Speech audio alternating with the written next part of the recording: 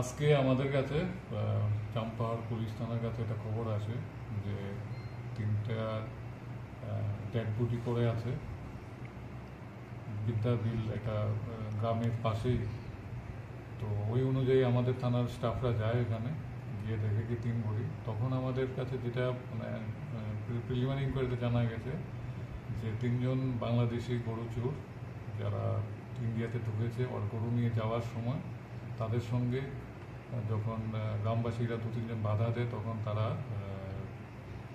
বাংলাদেশি চোররা তাদের কাছে দাও ছিল আর বল্লম ছিল, যেটা শোনা যাচ্ছে মানে রিপোর্টের যেটা আছে, আমরা পেলামও, সিজ করলাম দুটো বল্লম।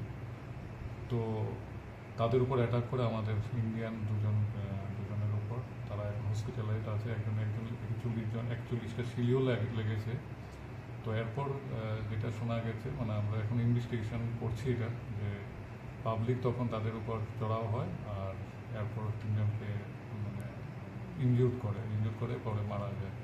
তো আমরা এখন ডেড বডি শিফট করেছি আর আমরা এখন বিজিবির সঙ্গে এটা কন্ট্যাক্ট আছে, মানে বিএসএফের সঙ্গে কন্ট্যাক্ট করেছি এই ব্যাপারে। তো অন্য দেশের সঙ্গে আমাদের এখন যে প্রসিডিউর থাকে পোস্টমর্টম কেসও রেজিস্টার হচ্ছে, বাকিটা বিজেপির সঙ্গে করে এই নেক্সট স্টেপটা আমরা করছি। স্যার এখন বডিগুলো আছে কোথায়? এখন আছে মর্গে আছে, আমাদের কোয়াই মর্গে আছে। তো কালকে পোস্টমর্টম হবে, এরপর যে প্রসিডিউর আছে ওই প্রসিডিউর অনুযায়ী আমরা বাংলাদেশের কাছে আমরা টেক আপ করবো থ্রু বিজিবি या হাই কমিশন, যেটাই থাকে যে আমাদের প্রসিডিউর আছে ওইভাবেই আমরা করবো। Thank you sir.